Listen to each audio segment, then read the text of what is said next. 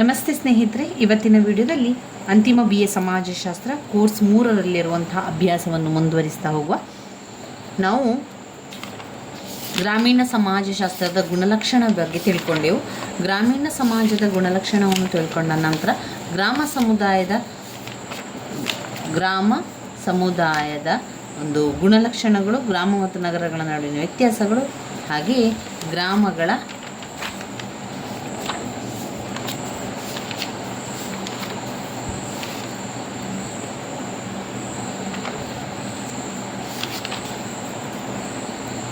ಇಲ್ಲಿ ಕೊಟ್ಟಿರುವಂಥದ್ದು ಗ್ರಾಮ ಮತ್ತು ನಗರಗಳ ತುಲನೆ ಅಥವಾ ವ್ಯತ್ಯಾಸ, ಪರಸ್ಪರ ಅವಲಂಬನೆ ಅಂತ ಇರುವಂಥದ್ದು. ಮೊದಲಿಗೆ ಪಾಯಿಂಟ್ಸನ್ನು ನೋಡ್ಕೊಳ್ತಾ ಹೋಗುವ. ಕಾಲಾನುಕ್ರಮ, 2 ಉಗಮದ ಸ್ವರೂಪ, 3 ಪಾತ್ರ, 4 ಬೆಳವಣಿಗೆ, 5 ವೃತ್ತಿ, 6 ನಿಸರ್ಗದ ಪಾತ್ರ, 7 ಪರಿಣತತೆ, 8 ಪರಿಸರ,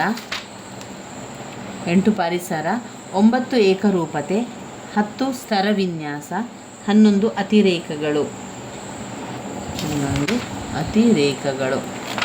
ಇವಿಷ್ಟು ಇದರಲ್ಲಿ ನಾವು ಆಯ್ಕೆ ಮಾಡಬೇಕಾಗಿರುವಂತಹ ಒಂದು ಪಾಯಿಂಟ್ಸ್ಗಳು. ನಗರ ಮತ್ತು ಗ್ರಾಮದ ನಡುವಿನ ವ್ಯತ್ಯಾಸ ಅಥವಾ ಪರಸ್ಪರ ಅವಲಂಬನೆ ಯಾವ ರೀತಿ ಇರ್ತದೆ ಅಂತ ಹೇಳಿದರೆ, ಗ್ರಾಮ ನಗರಗಳ ತುಲನೆಯನ್ನು ಒಂದು ಎಚ್ಚರಿಕೆಯ ಮಾತಿನಿಂದ ಪ್ರಾರಂಭಿಸುವುದು ಸೂಕ್ತ.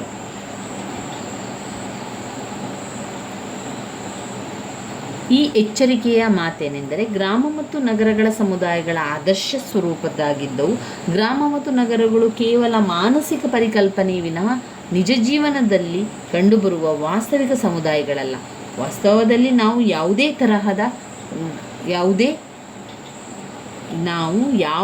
ತರಹದ ಕಲಬೆರಕೆ ಇಲ್ಲದೆ 100ಕ್ಕೆ 100ರಷ್ಟು ಪರಿಶುದ್ಧ ಗ್ರಾಮವನ್ನಾಗಲಿ ನಗರವನ್ನಾಗಲಿ ಕಾಣಲು ಅಸಾಧ್ಯ. ಆದ್ದರಿಂದ ಗ್ರಾಮ ನಗರಗಳು ಒಂದೊಂದು ಬೇರ್ಪಟ್ಟು ನಿರ್ವಾತ ಸ್ಥಿತಿಯಲ್ಲಿ ಕಂಡುಬರುವಂತೆ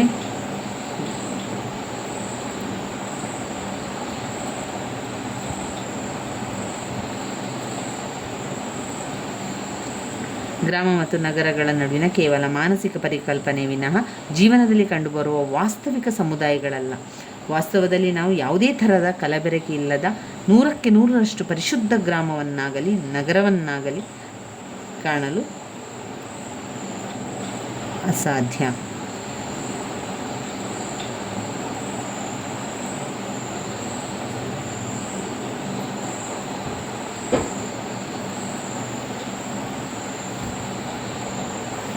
ಗ್ರಾಮ ಮತ್ತು ನಗರಗಳ ನಡುವಿನ ವ್ಯತ್ಯಾಸಗಳನ್ನು ತಿಳಿತಾ ಹೋಗುವ. ಮೊದಲಿಗೆ ಕಾಲಾನುಕ್ರಮದ ರೀತಿಯಲ್ಲಿ ನಾವು ನೋಡಿದರೆ, ಕಾಲಾನುಕ್ರಮ ಹೇಳುವುದೆಂದರೆ ಗ್ರಾಮ ಸಮುದಾಯಗಳು ಅಸ್ತಿತ್ವಕ್ಕೆ ಬಂದ ಮೇಲೆ ಅನೇಕ ಶತಮಾನಗಳ ನಂತರ ನಗರಗಳು ಉಗಮವಾದವು. ಈ ಹಿಂದೆ ನಾವು ಗಮನಿಸಿದಂತೆ ಆದಿಮಾನವರು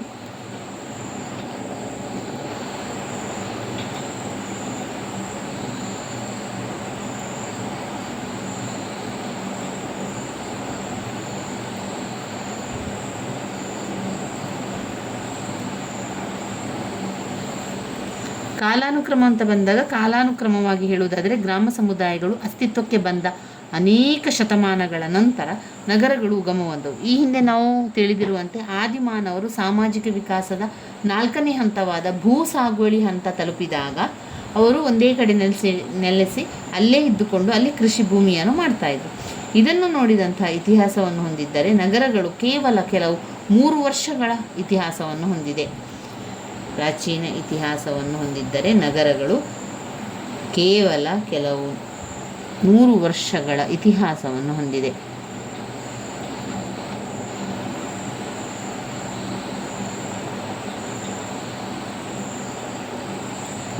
ಕಾಲಾನುಕ್ರಮ ಹೇಳಬೇಕೆಂದರೆ ಗ್ರಾಮ ಸಮುದಾಯಗಳು ಅಸ್ತಿತ್ವಕ್ಕೆ ಬಂದ ಅನೇಕ ಶತಮಾನಗಳ ನಂತರ ನಗರಗಳು ಕಾಣಿಸಿದವು. ಉಗಮದ ಸ್ವರೂಪ, ಗ್ರಾಮಗಳು ನೈಸರ್ಗಿಕ ವಿಕಾಸದ ಹಂತಗಳೆಂದರೆ ನಗರಗಳು ಯಾವ ಮಾನವ ನಿರ್ಮಿತ ಸಮಾಜಗಳಿಂದಾಗಿವೆ. ಇನ್ನು ಎರಡನೇದು ಉಗಮದ ಸ್ವರೂಪ. ಗ್ರಾಮಗಳು ನೈಸರ್ಗಿಕ ವಿಕಾಸದ ಫಲಗಳಾದರೆ ನಗರಗಳು ಮಾನವ ನಿರ್ಮಿತ ಸಮಾಜಗಳಾಗಿವೆ. ಹೆಸರಾಂತ ಭೂಗೋಳಶಾಸ್ತ್ರಜ್ಞರಾದ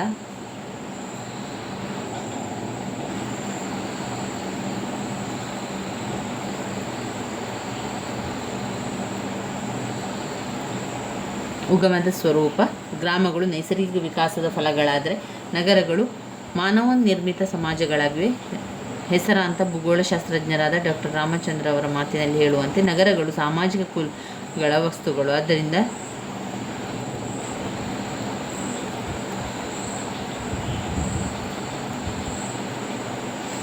ಇನ್ನು ಹೆಸರಾಂತ ಭೂಗೋಳಶಾಸ್ತ್ರಜ್ಞ ರಾಮಚಂದ್ರ ಮಾತಿನಲ್ಲಿ ಹೇಳಬೇಕೆಂದಾಯಿತು. ಅದೇ ರೀತಿಯಾಗಿ ಮಾತನಾಡಿಸುವಂಥ ಕಾಲಾನುಕ್ರಮ, ಉಗಮದ ಸ್ವರೂಪ, ಗಾತ್ರ ಕೂಡ ಹಾಗೆ.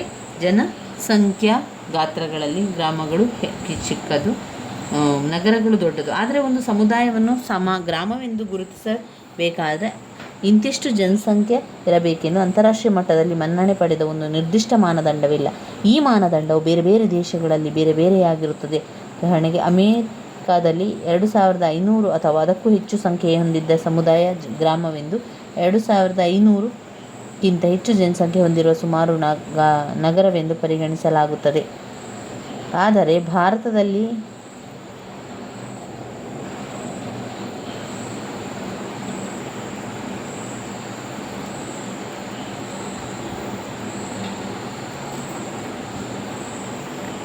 ಉಗಮದ ಸ್ವರೂಪ, ಗಾತ್ರ, ಜನಸಂಖ್ಯೆ ಗಾತ್ರದ ಮೇಲೆ ಅವುಗಳನ್ನು ಚಿಕ್ಕದು ದೊಡ್ಡದು ಎಂದು ವ್ಯತ್ಯಾಸವನ್ನು ಮಾಡಬಹುದು. ಬೆಳವಣಿಗೆಯಲ್ಲೂ ಕೂಡ ನಾವು ವ್ಯತ್ಯಾಸವನ್ನು ಮಾಡಿಕೊಳ್ಬೋದು. ನಗರಗಳು ಲಂಬಾಂತರವಾಗಿಯೂ ಮತಾಂತರವಾಗಿಯೂ ಬೆಳೆಯಬಹುದು. ಬಹುಮಡ ಕಟ್ಟಡಿ ಹಾಗೂ ಗಗನಚುಂಬಿ ಇಮಾರತುಗಳು ಲಂಬಾಂತರ ಬೆಳವಣಿಗೆ ಕಾರಣವಾಗುತ್ತದೆ. ಅಲ್ಲಿ ಬಡಾವಣೆ ಪ್ರದೇಶಗಳು ಸಮತಲ ಬೆಳವಣಿಗೆ ಸಹಕಾರಿಯಾದವು. ಆದರೆ ಗ್ರಾಮಗಳು ಕೇವಲ ಸಮತಲವಾಗಿ ಬೆಳೆಯಬಲ್ಲದು. ಬೆಳವಣಿಗೆ ನೋಡಿದರೆ ವೃತ್ತಿ ಕೂಡ ಹಾಗೆ. ಅವುಗಳು ಬೇರೆ ಬೇರೆ ವೃತ್ತಿಯನ್ನು ಅವಲಂಬಿಸಿದ್ದಾರೆ. ಅಲ್ಲಿ ಕುರಿ ಸಾಕಣೆ, ಜಾನುವಾರು ಸಂಗೋಪನೆ, ಆಮೇಲೆ ಚರ್ಮದ ಕೆಲಸ, ಬೆತ್ತ ಹೆಣೆಯುವ ಕೆಲಸ. ನಗರಗಳಲ್ಲಿ ಬಹುತೇಕ ಜನರು ಮಾಧ್ಯಮಿಕ ಮತ್ತು ಕೃಷಿ ಅವರ ತೃತೀಯ ವೃತ್ತಿಗಳೆಂದು ಗುರುತಿಸಲಾದ ಔದ್ಯಮಿಕ ಉತ್ಪಾದನೆ, ವ್ಯಾಪಾರ, ವಾಣಿಜ್ಯ, ಸಾರಿಗೆ, ಸಂಪರ್ಕ ಹಾಗೂ ವಿವಿಧ ಕ್ಷೇತ್ರದಲ್ಲಿ ದುಡಿಯುತ್ತಾರೆ. ಇನ್ನು 6ನೇದು ನಿಸರ್ಗದ ಪಾತ್ರ. ಗ್ರಾಮಗಳ ಪ್ರಮುಖ ಉದ್ಯೋಗಗಳಾದ ವ್ಯವಸಾಯ ಹಾಗೂ ಜಾನುವಾರು ಸಂಗೋಪನೆ. ಗ್ರಾಮೀಣ ವಾಸಿಗಳು ನಿಸರ್ಗದೊಂದಿಗೆ ನಿಕಟ ಸಂಬಂಧ ಹೊಂದುವುದನ್ನು ಅನಿವಾರ್ಯವಾಗ್ತದೆ. ಆದ್ದರಿಂದ ಅವರ ಜೀವನ ಹಾಗೂ ಕೆಲಸ ಕಾರ್ಯಗಳು ನಿಸರ್ಗದ ಭಾವಸ್ಥಿತ್ಯಂತರಗಳಿಗೆ ತಾಳಮೇಳವಾಗಿರುತ್ತದೆ.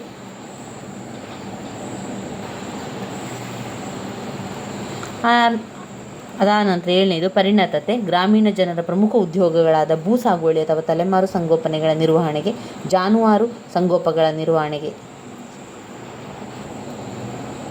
ಭೂ ಸಾಗುವಳಿ ಮತ್ತು ಜಾನುವಾರು ಸಂಗೋಪಗಳ ನಿರ್ವಹಣೆಗೆ ಅವಶ್ಯವಿರುವ ಸಾಮಾನ್ಯ ನಿಪುಣತೆ ವಿನಃ ನಿರ್ದಿಷ್ಟ ಏಕಮೇವ ನಿಪುಣತೆಯಲ್ಲ. ಉದಾಹರಣಾರ್ಥವಾಗಿ ಹೇಳಬೇಕೆಂದರೆ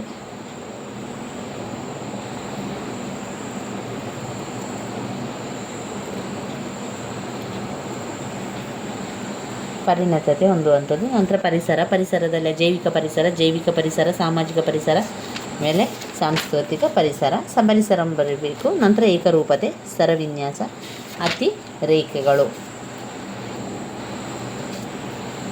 ಇವಿಷ್ಟು ನಮಗೆ ಗ್ರಾಮ ಮತ್ತು ನಗರಗಳ ನಡುವಿನ ವ್ಯತ್ಯಾಸವನ್ನು ಬರಲಿಕ್ಕೆ ಸಾಧ್ಯ ಆಗ್ತದೆ.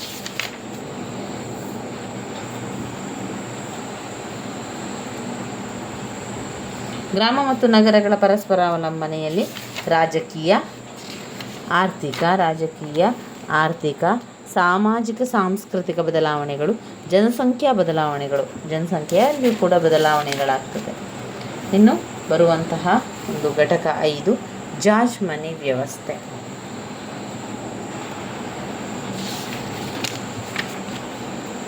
ಜಾರ್ಜ್ ಮನಿ ಅಂದರೆ ಏನು? ವ್ಯಾಖ್ಯೆಗಳ ಪ್ರಕಾರ ಒಂದು ಬಲವಾದ ನಿಯಮ ಸಂಕೋಲೆಗಳನ್ನೊಳಗೊಂಡಂತಹ ಕೆಲಸ ಅಥವಾ ಬೇರೆ ಅಥವಾ ಅದಕ್ಕೆ ಪರಾರಗಳಿಂದ ಕೂಡಿದ ಜನರ ಕೆಳಸ್ತರದ ಜಾತಿಗಳು ಮೇಲಿನವರುಗಳಿಗೆ ಕಡ್ಡಾಯವಾಗಿ ಸಲ್ಲಿಸಬೇಕಾಗಿದ್ದ ಭಾರತೀಯ ಜನವ್ಯವಸ್ಥೆ ಕಿರುಚಿತ್ರದಂತಿರುವ ವ್ಯವಸ್ಥೆ ಜಾರ್ಜ್ ಮನಿ ವ್ಯವಸ್ಥೆ.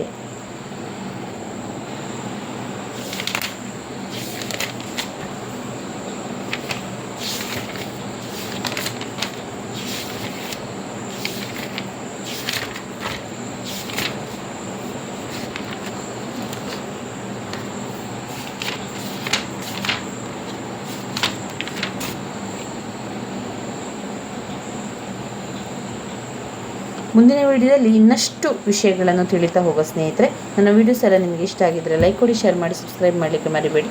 ಧನ್ಯವಾದಗಳು.